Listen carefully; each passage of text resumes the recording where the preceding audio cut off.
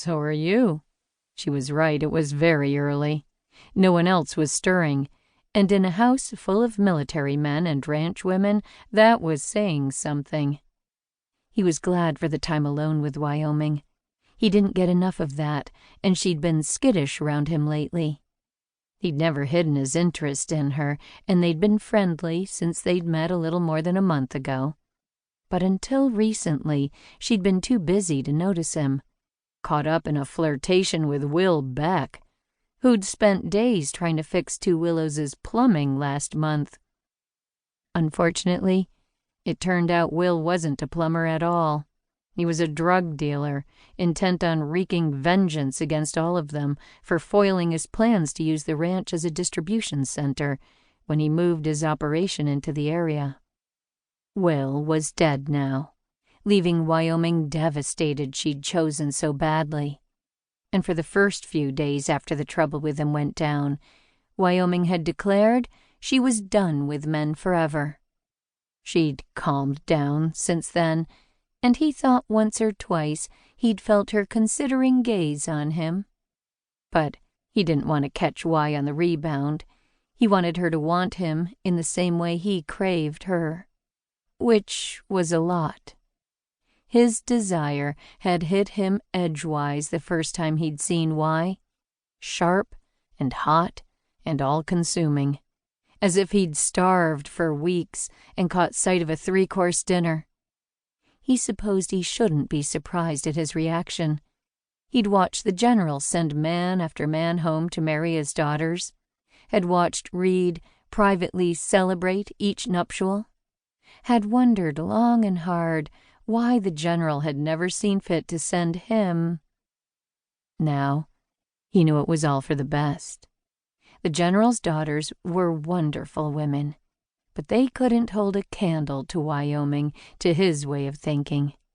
He was grateful she'd come to join him instead of turning around and heading right back upstairs. He was nothing like Will, and he meant her no harm. He had a feeling he and Y could be good together if she'd relax around him long enough for them to get to know each other. "We've got a wedding today," she said conversationally. "As soon as people wake up, it's going to be hectic around here." "That's why I'm getting my laundry done now." Emerson made it a practice to minimize his effect on the family as much as possible. He was all too aware that his tenure here could be cut short at any time if the general stopped needing his services. And the uncertainty of his future pained him more than his busted ankle. He couldn't return to active duty, and he had nowhere else to go.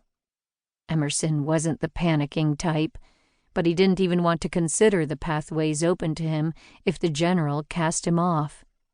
He definitely didn't want to leave Montana without getting to know Y better. "You're a handy guy around the house," Y observed.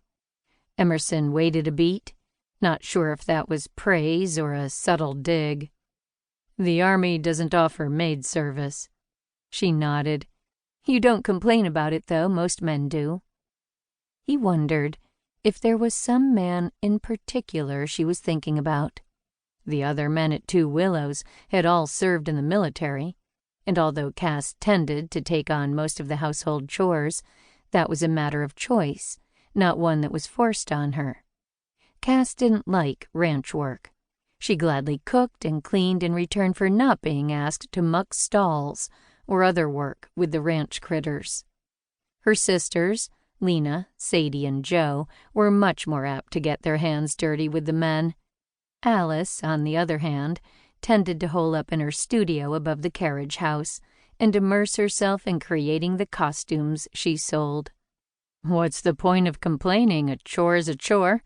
Best to just get it done." Emerson turned the dryer on and leaned against it. "I think Cass is really glad to have you around to help her these days."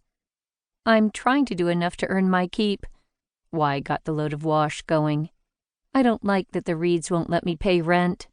"I hear that. I'm looking for ways to earn my keep, too." He'd give anything to get to stay at Two Willows long term.